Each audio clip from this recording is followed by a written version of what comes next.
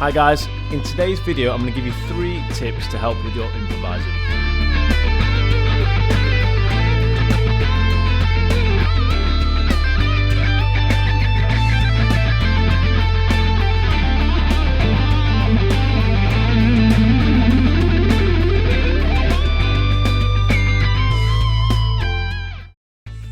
Number 1, have a melodic idea that you want to base your improvisation off.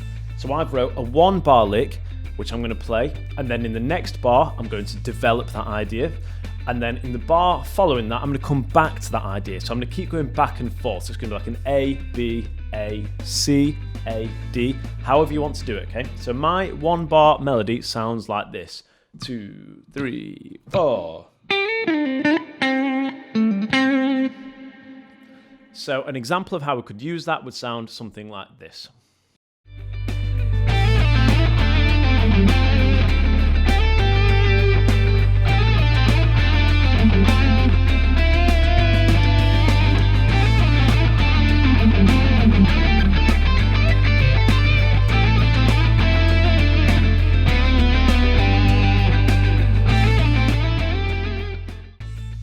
Number 2, in order to break out of the minor pentatonic scale that we all know and love, which sounds like this, so in this instance we're going to play A minor pentatonic.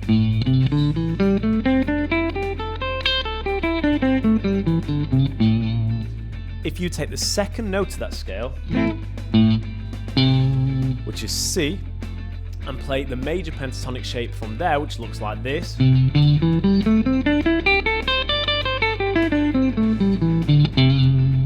then already you've got the scale right next to it that we can start to use them notes to branch out from that minor pentatonic. So an example would be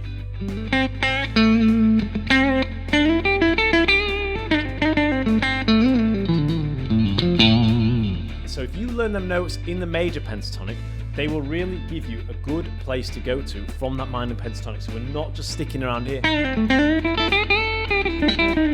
So as good as that sounds,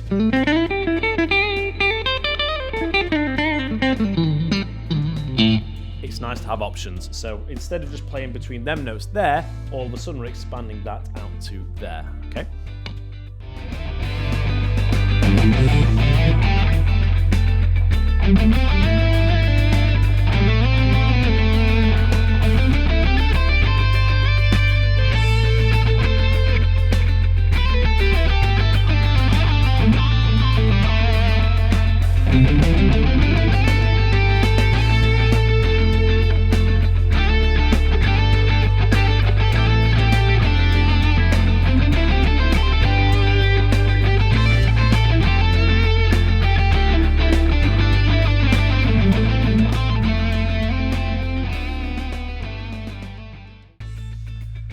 Number 3, I would say this is probably the most important tip out of the 3, and that is knowing what you're playing over.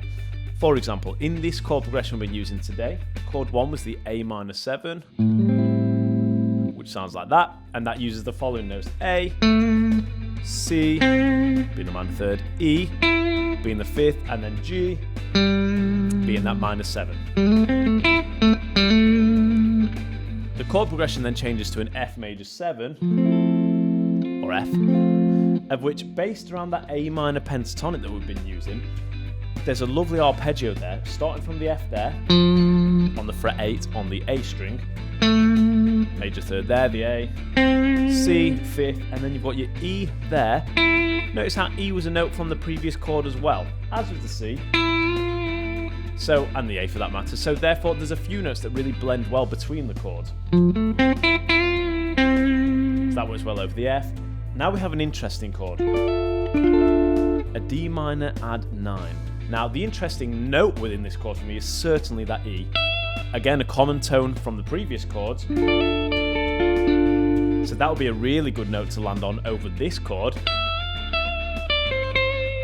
And you could bend it up as I just did then to the minor 3rd, being the F, which would lead nicely into the final chord, which is G. Now that's just a straight G major chord. B being the major 3rd, which I think sounds really good to land on there.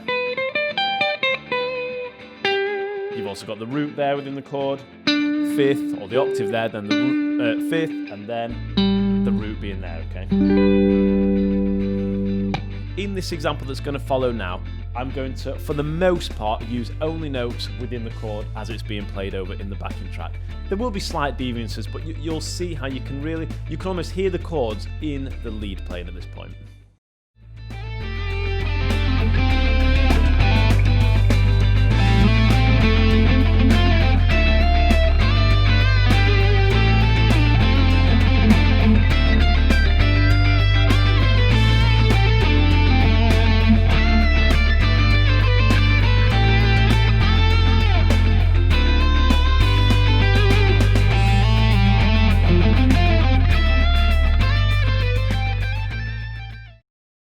Thanks for watching today's video. The backing track I've been using is also on my channel as well, so feel free to check that out and try some of them ideas from today's video with that. The idea of this video really though is that you can use these ideas over any track, whether you're writing a solo or just improvising within any key, etc. So yeah, have some fun with those. If you have any suggestions of things you want me to cover in the future, drop them in the comments. Otherwise, I'll see you in the next video. Cheers.